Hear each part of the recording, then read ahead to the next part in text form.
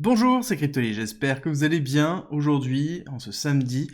Oui, je sais, cette semaine a été difficile, cette semaine a été rouge, vraiment sanglante sur les cryptos, mais je vous rassure, ça n'a pas été que sur les cryptos, ça a été aussi sur le marché traditionnel avec des chiffres qui sont arrivés et qui ne sont pas positifs du tout, dans lequel certainement le positionnement de Jérôme Powell va devoir être peut-être même plus agressif que le marché l'a escompté, et justement, ça risque d'influencer certainement, très fortement, les crypto-monnaies.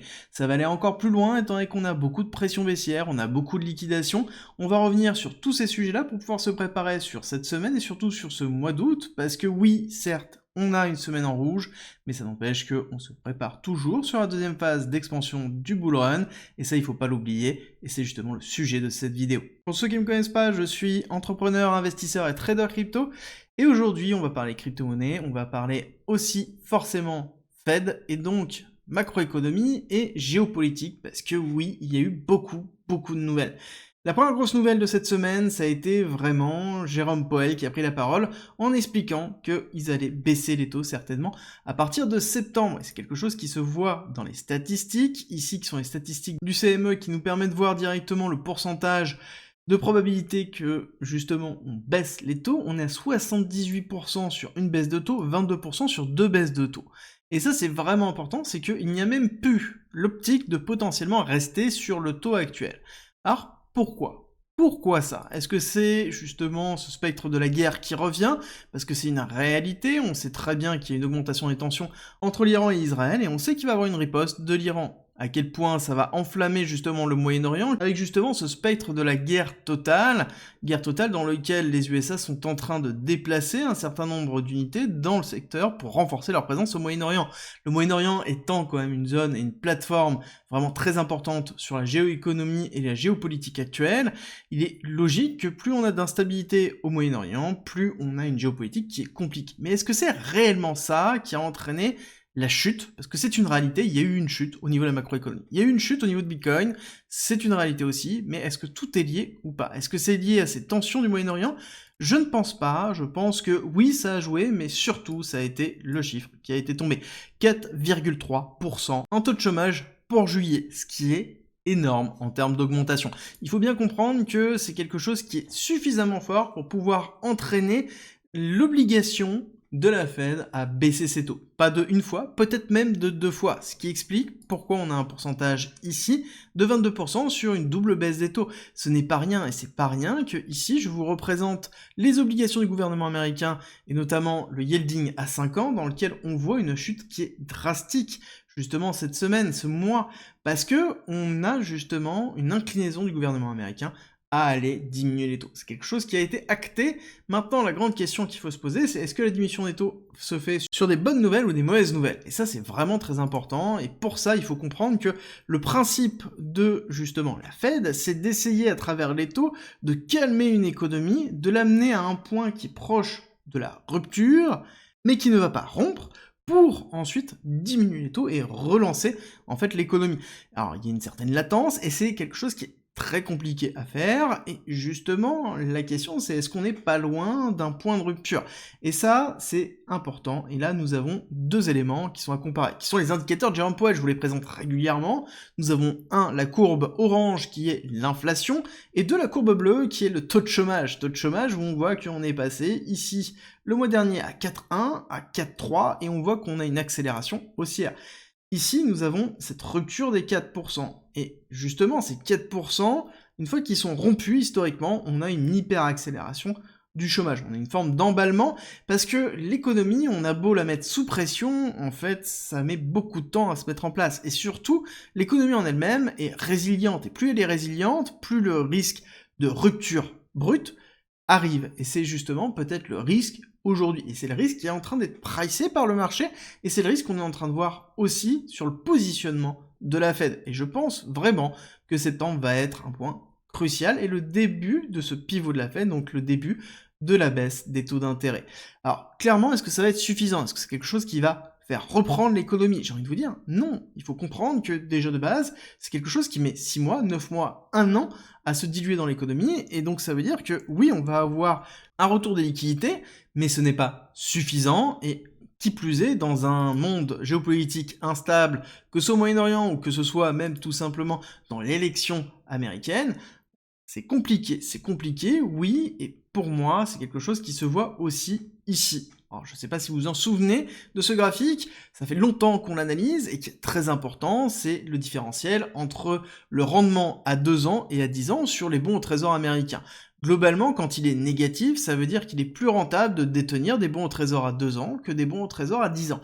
Chose qui est juste anormale. Il est logique qu'il y a plus de risques de détenir un bon à 10 ans que plutôt à 2 ans. Le fait d'être en négatif voulait dire que le marché priceait une instabilité réelle. Plus on se dirige vers les 0%, plus on a généralement une stabilisation du marché. La seule problématique, c'est que historiquement, 99% du temps, quand on repasse les 0%, on a une annonce de début de récession.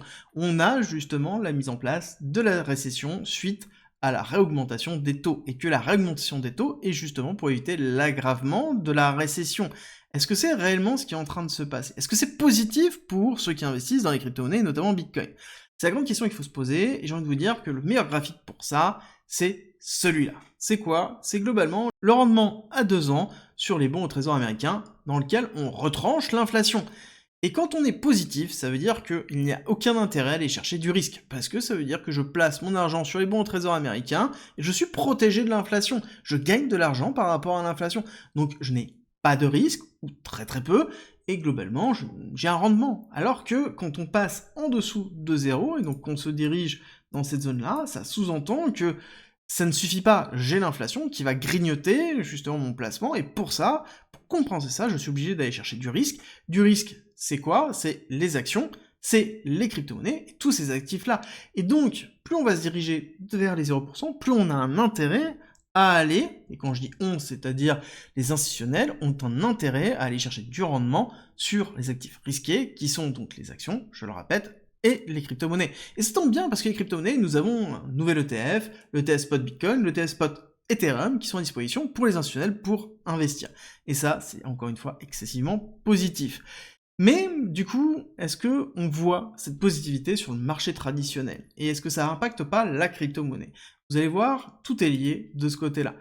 Alors clairement, on va pas se le cacher, le Nasdaq est en cours de correction, c'est violent, c'est très très violent, on est en train de retester les 18 500 en une bougie, donc ceux qui n'ont pas l'habitude de ce type de mouvement-là, donc pour rappel, nous avons fait 12%, 12% de chute, c'est considéré comme un crash très important sur le marché traditionnel.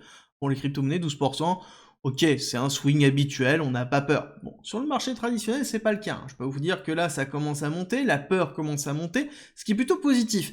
Bon, la peur, on en communique, mais pas encore suffisamment, ce qui me permet de dire que potentiellement, on va encore chuter un petit peu plus. On va encore chuter, potentiellement même aller chercher les 17 000. Ça ne veut pas dire qu'on va aller chercher tout de suite, d'un coup, en une bougie.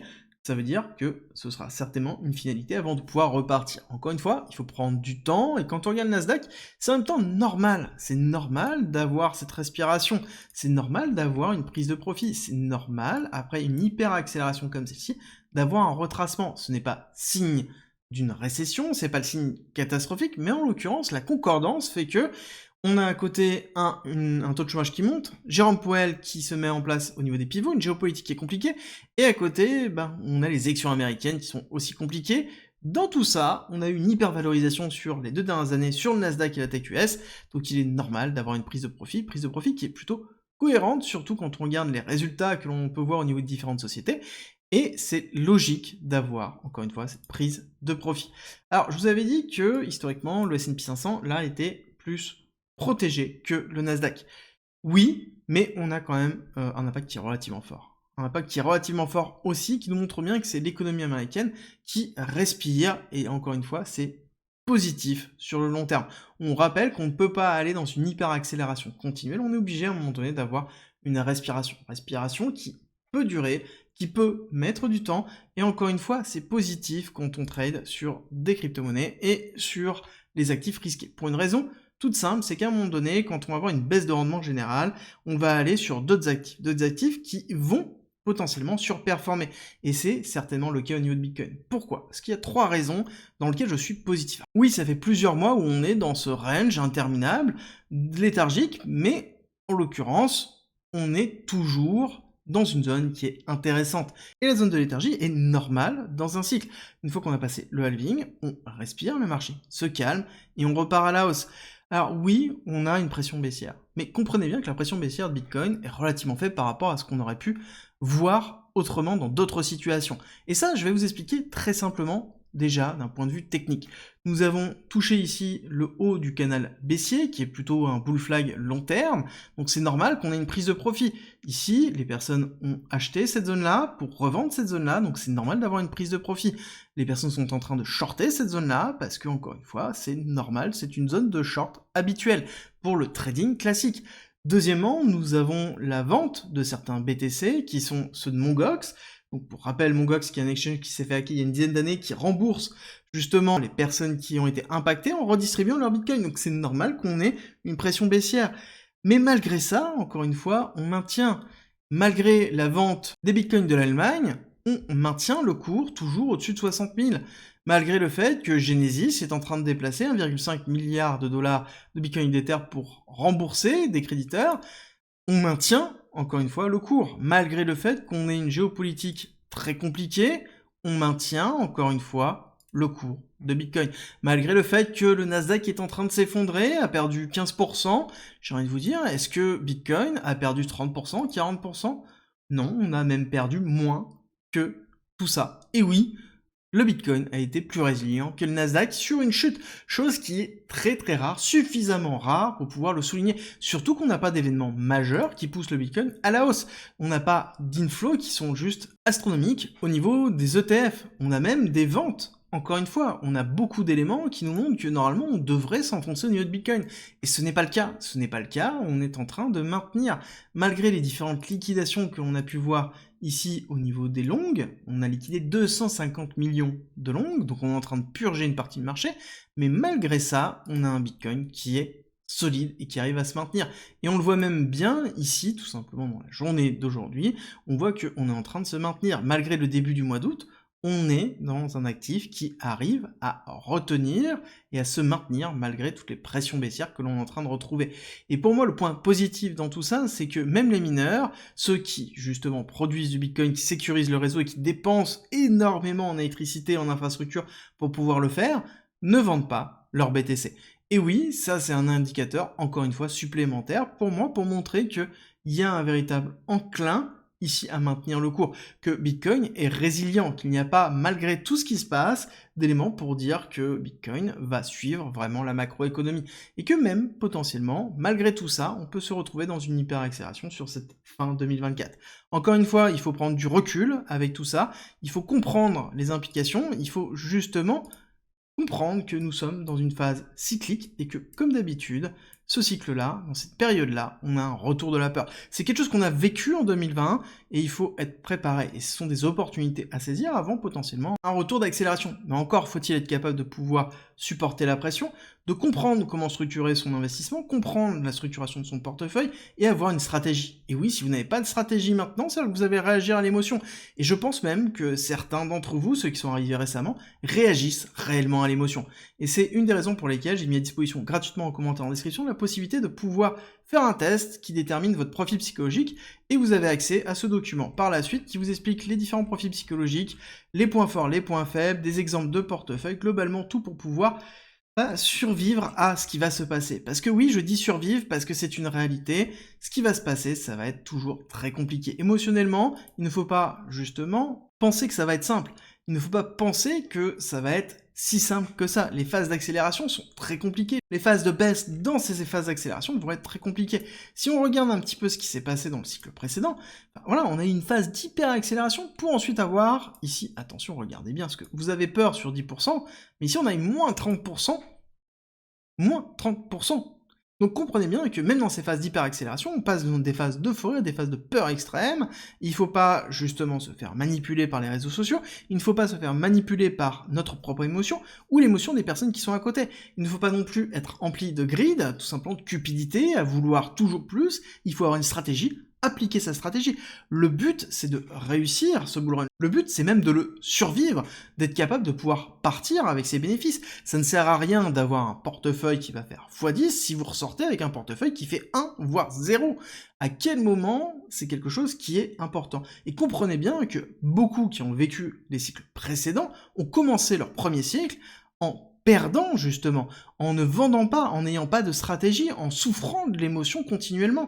Et beaucoup dans les personnes qui m'ont accompagné dans cette période qui a été justement cette descente aux enfers et cette continuité de consolidation au niveau du bear market, ont vécu justement ça, et pourront même témoigner dans les commentaires, et je vous enjoins à témoigner un maximum dans les commentaires, pour justement expliquer à ceux qui viennent d'arriver que c'est normal ce qui est en train de se passer, qu'il faut se préparer, qu'il ne faut pas avoir peur justement de se préparer, de ne pas avoir peur de ce qui peut se passer. Ça ne veut pas dire qu'on va faire une rupture tout de suite demain avec une explosion du prix, mais ça veut surtout dire qu'on a encore une fois des opportunités, parce que ce canal peut continuer, on peut être dans cette zone de léthargie, on peut avoir des opportunités plus basses, comme plus d'opportunités. Une fois qu'on comble ici ce CME, il est possible qu'on reparte à la hausse et qu'on retâte, encore une fois, les 72 pour casser. Encore une fois, la macroéconomie et la géopolitique sont des événements qui sont suffisamment forts pour faire une pression baissière sur l'ensemble des actifs, mais on voit la résilience ici de Bitcoin. Est-ce qu'elle est temporaire? Oui, peut-être, mais dans tous les cas, elle est bien présente maintenant, et ça nous montre que oui, Bitcoin a toute sa place dans cette représentation d'actifs et de réserves de valeur, et je pense que c'est dans les crises qu'on arrivera à le prouver, et ça peut être la crise qui pour moi montrera que Bitcoin est réellement une réserve de valeur. J'espère que cette vidéo vous a plu, si c'est le cas, n'oubliez pas, likez, partagez, abonnez-vous, et vous avez en commentaire en description, je vous rappelle, le guide à disposition, et nous, on se retrouve très vite pour une nouvelle vidéo.